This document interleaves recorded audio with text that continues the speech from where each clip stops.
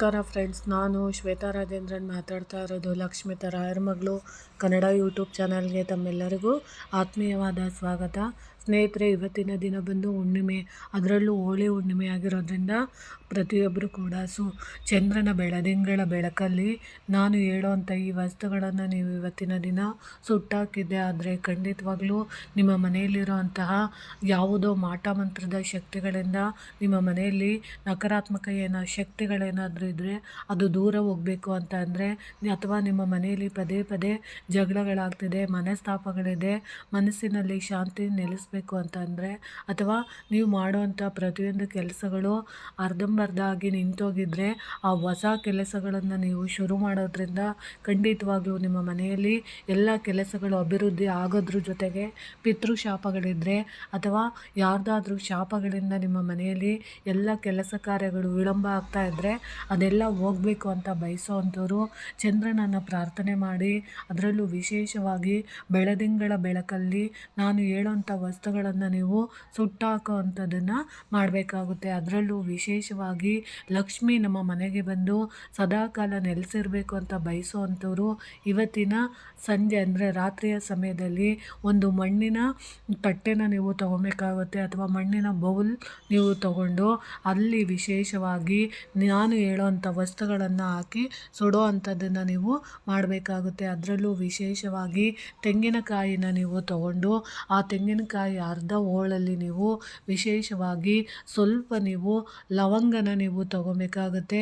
ಲವಂಗನ ನೀವು ತಗೊಂಡು ಆ ಲವಂಗನ ನೀವು ಆ ತೆಂಗಿನ ಹೋಳಲ್ಲಿ ಇಟ್ಟು ನೀವು ಪ್ರಾರ್ಥನೆ ಮಾಡ್ಕೊಬೇಕು. ಯಾಕೆ ಅಂದರೆ ನಿಮ್ಮ ಮನೆಯಲ್ಲಿರೋವಂಥ ಕೆಟ್ಟ ದೃಷ್ಟಿಗಳು ನಿವಾರಣೆ ಆಗಲಿ ಅಂತ ಹೇಳಿ ಆ ತೆಂಗಿನ ಹೋಳಿಗೆ ಒಂದಷ್ಟು ಲವಂಗಗಳನ್ನು ಹಾಕಿ ನಮ್ಮನ್ನು ನೋಡಿ ಅಸೂಯೆ ಪಡುವಂಥ ಜನಗಳು, ಅಕ್ಕಪಕ್ಕದ ಜನಗಳು ನಮ್ಮನ್ನು ನೋಡಿ ಹೊಟ್ಟೆ ಕಿಚ್ಚು ಪಟ್ಕೊಂಡು ನಮಗೆ ಗೊತ್ತಿಲ್ಲದಿದ್ದಂಗೆ ಕೆಟ್ಟ ಕಣ್ಣು ದೃಷ್ಟಿಗಳು ಹಾಕಿ ಮಾಟ ಮಂತ್ರದ ಪ್ರಯೋಗ ಮಾಡಿದರೆ ಅದೆಲ್ಲ ನಿವಾರಣೆ ಆಗಲಿ ಅಂತೇಳಿ ನೀವು ಲವಂಗನ ಆ ತೆಂಗಿನ ಹೋಳಿಗೆ ಹಾಕಬೇಕಾಗುತ್ತೆ. ಅದಾದ ನಂತರ ನೀವು ಒಂದು ಚಿಟಿಕೆ ಅಥವಾ ಒಂದು ಸ್ವಲ್ಪ ಕಪ್ಪು ಎಳ್ಳನ್ನು ನೀವು ಹಾಕಬೇಕಾಗುತ್ತೆ. ಆ ಕಪ್ಪು ಎಳ್ಳನ್ನು ಯಾಕೆ ಹಾಕಬೇಕು ಅಂದರೆ, ನಿಮ್ಮ ಪಿತ್ರಾರ್ಜಿತವಾಗಿ ನಿಮ್ಮ ವಂಶದಲ್ಲಿ ಯಾರಾದರೂ ನಿಮ್ಮನ್ನು ಬಿಟ್ಟು ಅಗಲಿ ಹೋಗಿದ್ರೆ ಅಂದರೆ ತಂದೆ ಆಗಿರ್ಬೋದು, ತಾಯಿ ಆಗಿರ್ಬೋದು, ಅಣ್ಣ ಆಗಿರ್ಬೋದು, ತಮ್ಮ ಬಂಧು ಬಳಗ ಅಂಥವರೆಲ್ಲ ನಿಮ್ಮನ್ನು ಅಗಲಿ ಹೋಗಿರೋ ಅಂಥವರಿಂದ ನಿಮಗೇನಾದರೂ ಪಿತೃಶಾಪಗಳು ಏನಾದರೂ ಬಂದಿದ್ದರೆ ಆ ಪಿತೃ ದೇವತೆಗಳು ನಿಮಗೆ ಆಶೀರ್ವಾದ ಮಾಡಬೇಕು ಅಂತ ಅಂದರೆ, ಆ ದೋಷಗಳೆಲ್ಲ ಹೋಗಬೇಕು ಅಂತ ಅಂದರೆ ನೀವು ಕಪ್ಪು ಎಳ್ಳನ್ನು ಸ್ಮರಣೆ ಮಾಡಿ ಆ ತೆಂಗಿನ ಹೋಳಿಗೆ ನೀವು ಹಾಕಬೇಕಾಗುತ್ತೆ. ಅದಾದ ನಂತರ ನೀವು ಕಪ್ಪು ಸಾಸಿವೆನ ನೀವು ತಗೋಬೇಕಾಗುತ್ತೆ.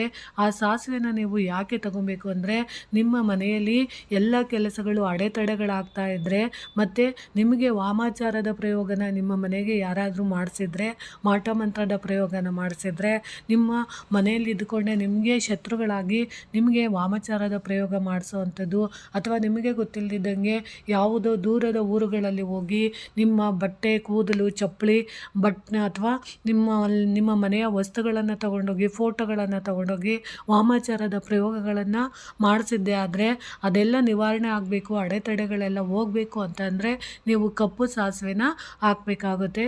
ಅದಾದ ನಂತರ ನೀವು ಸ್ವಲ್ಪ ಕರ್ಪೂರದ ಬಿಲ್ಲೆಗಳನ್ನು ಅದರ ಮೇಲೆ ಇಡಬೇಕಾಗುತ್ತೆ. ಯಾಕೆ ಅಂದರೆ ಆ ಕರ್ಪೂರನ ನಾವು ಸುಡೋದ್ರಿಂದ ವಿಶೇಷವಾಗಿ ಮಾನಸಿಕವಾಗಿ ನಮ್ಮಲ್ಲಿ ಏನಾದರೂ ಗೊಂದಲಗಳಿದ್ದರೆ, ನೋವುಗಳಿದ್ದರೆ ಅದೆಲ್ಲ ನಿವಾರಣೆ ಆಗೋದಕ್ಕೆ, ಮನಸ್ಸಿಗೆ ಶಾಂತಿ ಸಿಗಬೇಕು, ಕುಟುಂಬದಲ್ಲಿರೋಂಥ ಪ್ರತಿಯೊಬ್ಬ ಸದಸ್ಯರು ಗಂಡ ಮಕ್ಕಳ ಜೊತೆ ಅಥವಾ ಅಣ್ಣ ತಮ್ಮ ಬಂಧು ಬಳಗ, ಅಪ್ಪ ಅಮ್ಮ, ಅತ್ತೆ ಮಾವ ಇವರೆಲ್ಲರ ಜೊತೆ ನಾವು ನೆಮ್ಮದಿಯಾಗಿ ಇರಬೇಕು ಅಂದರೆ ಕರ್ಪೂರನ ಸುಡಬೇಕಾಗುತ್ತೆ. ಅದರಲ್ಲೂ ವಿಶೇಷವಾಗಿ ನಮ್ಮ ಜೀವನದಲ್ಲಿರುವಂಥ ಅಡೆತಡೆಗಳ ಜೊತೆಗೆ ಶುಭ ಕಾರ್ಯಗಳು ನಮ್ಮ ಮನೆಯಲ್ಲಿ ಆಗ್ತಾ ಇಲ್ಲ, ಆ ಶುಭ ಕಾರ್ಯಗಳೆಲ್ಲ ನಮ್ಮ ಮನೆಯಲ್ಲಿ ನೆರವೇರಬೇಕು ಅಂತ ಅಂದಾಗ ನಾವು ಕರ್ಪೂರನ ನಾವು ಸುಡಬೇಕಾಗುತ್ತೆ. ಇನ್ನು ನಾವು ತೆಂಗಿನಕಾಯಿಗಳನ್ನು ನಾವು ಹೋಳಲ್ಲಿ ಅದನ್ನೆಲ್ಲ ಹಾಕಿ ನಾವು ಯಾಕೆ ಸುಡಬೇಕು ಅಂತ ಅಂದರೆ, ವಿಶೇಷವಾಗಿ ನಮಗೆ ರಕ್ಷಣೆ, ನಮ್ಮನ್ನು ನಾವು ರಕ್ಷಣೆ ಮಾಡ್ಕೊಳ್ಳೋದಕ್ಕೆ, ನಮಗೆ ಗೊತ್ತಿಲ್ಲದಂಗೆ ನಮ್ಮ ದೇಹ ಮತ್ತು ಆತ್ಮನ ನಾವು ರಕ್ಷಣೆ ಮಾಡ್ಕೊಳ್ಳೋಕ್ಕೆ ದೇವರ ಮೊರೆ ಹೋಗಬೇಕಾಗುತ್ತೆ. ಅಂತಹ ದೇವರನ್ನು ನಾವು ಪ್ರಾರ್ಥನೆ ಮಾಡೋದ್ರಲ್ಲಿ ದಿನದಲ್ಲಿ, ಅದರಲ್ಲೂ ವಿಶೇಷವಾಗಿ ಇವತ್ತಿನ ದಿನ ರುದ್ರದೇವ, ಕಾಲಭೈರವ, ಅದರ ಜೊತೆಗೆ ಶಿವ ಮತ್ತು ಪಾರ್ವತಿ ಮತ್ತು ಮಹಾಲಕ್ಷ್ಮಿನ ನಾವು ಪ್ರಾರ್ಥನೆ ಮಾಡಿಕೊಂಡು ಚಂದ್ರದೇವನ ನಾವು ಪ್ರಾರ್ಥನೆ ಮಾಡ್ಕೊಳ್ಳೋದ್ರಿಂದ ನಮ್ಮೆಲ್ಲ ಕೆಲಸಗಳು, ಹೊಸ ಕೆಲಸಗಳ ಜೊತೆಯಾಗಿ ಹೊಸ ಆರಂಭಗಳು ನಮಗೆ ನಾಳೆಯಿಂದ ಶುರುವಾಗೋದಕ್ಕೆ ಇದು ಪೂರಕವಾಗಿ ಸಹಾಯ ಮಾಡುತ್ತೆ. ಆ ಒಂದು ಉದ್ದೇಶಕ್ಕೋಸ್ಕರ ನೀವು ನಮಗೆ ರಕ್ಷಣೆ ಬೇಕು ಅನ್ನೋ ಉದ್ದೇಶಕ್ಕೋಸ್ಕರ ನಾನು ಹೇಳಿದಂಥ ಇಷ್ಟು ವಸ್ತುಗಳನ್ನು ನೀವು ಸುಡೋ ಅಂಥದ್ದನ್ನು ಮಾಡಬೇಕಾಗುತ್ತೆ.